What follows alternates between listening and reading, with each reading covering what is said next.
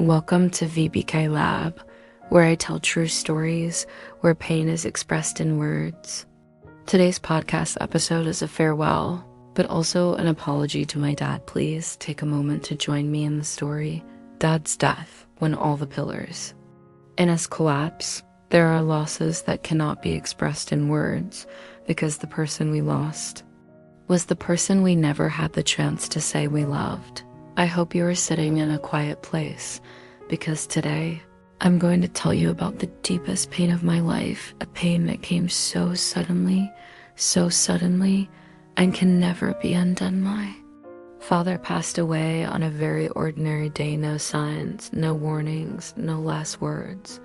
That morning, I thought I would see him in the evening like every other day, but just a few hours later, I received the fateful call. Dad was gone. Those words, "Dad is dead," were like a cold knife stabbing straight into my heart. I couldn't believe it.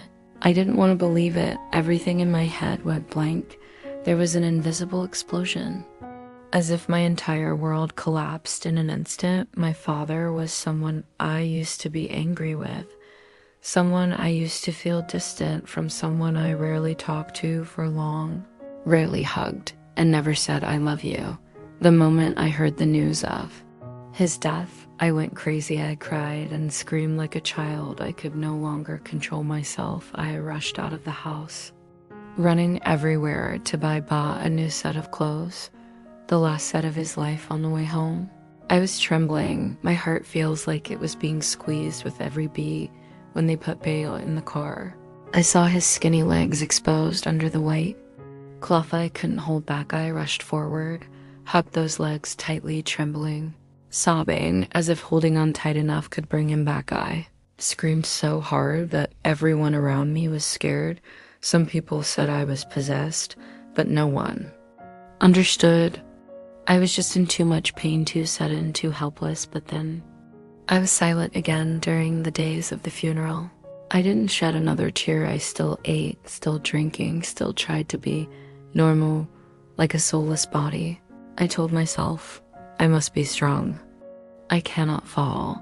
But every day after work, I drove to the cemetery. I sat by my father's grave, silently. For hours the wind blew cold. I still sat, the rain drizzled.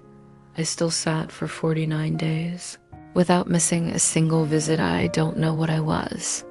Waiting for maybe a dream with my father, maybe forgiveness, or simply to say a belated word of love. After 49 days, I continued to visit Ba regularly. Every time I stood before the grave, I felt something in my heart soften. Pain, but no longer panic, loss, but no longer confusion. That was when I understood. The initial storm of emotions had passed, but the void left by Dad will remain. I was no longer crazy, but I was also not whole. I have never really hugged my father once in my life, never say, I love you, Dad.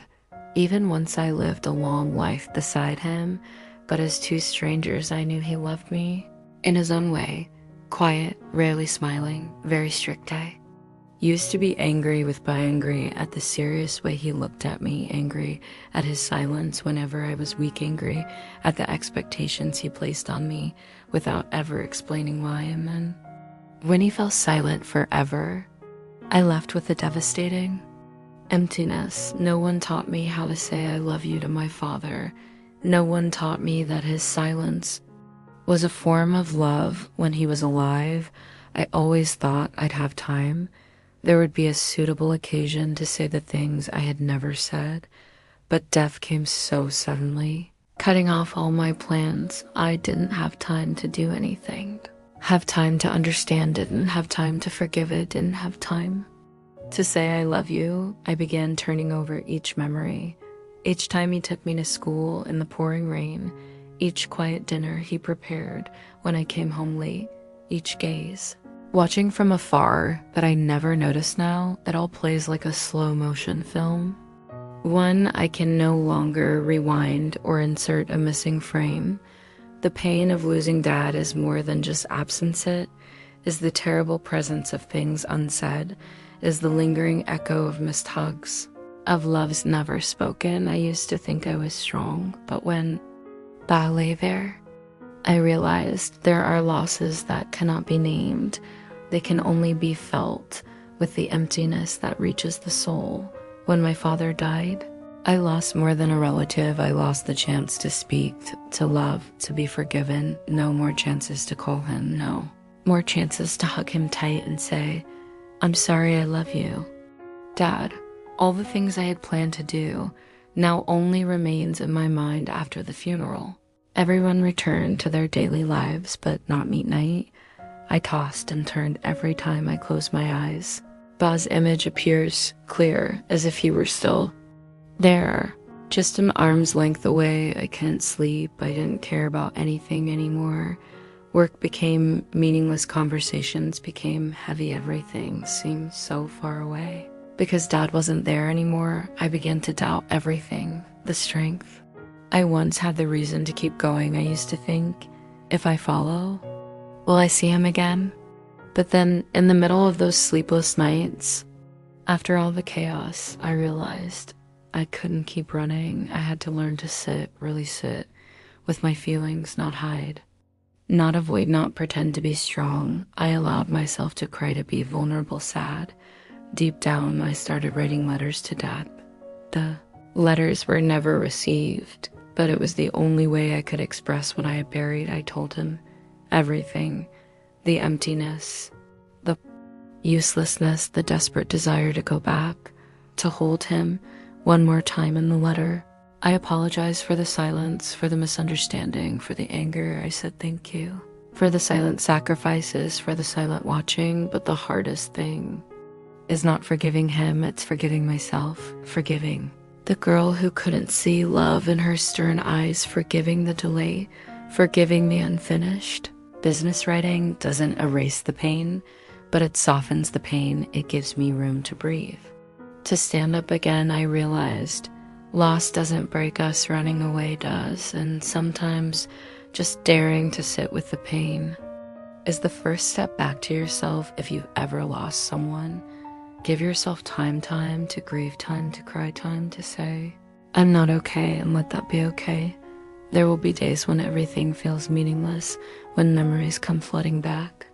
Without warning, when a song can make you cry, I've lived through those days, and I know there's no going back. There's no time machine, but we can still start over with a heart that now knows how to appreciate, with forgiveness, not just for others, but for ourselves, for people, for making mistakes.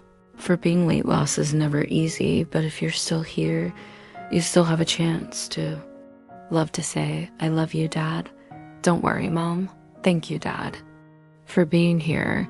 I'm not the same person after losing my dad, but I'm becoming a gentler person, shaped from the broken pieces. And if this story touches you, know this.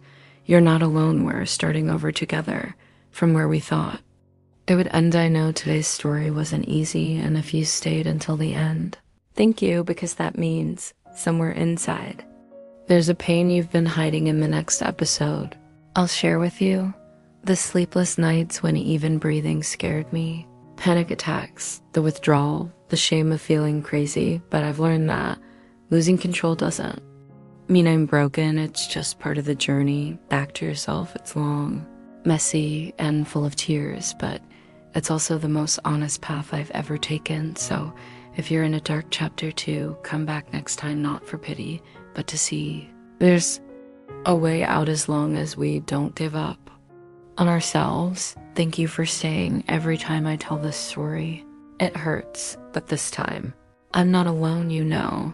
The pain isn't in the goodbyes, it's in the things left unsaid. We still have time to start over, to love again. If this story touches your heart, please like, share, and subscribe. I'll be back with more real stories than tears to help you get back to yourself from the brokenness. Sending you a sky full of love.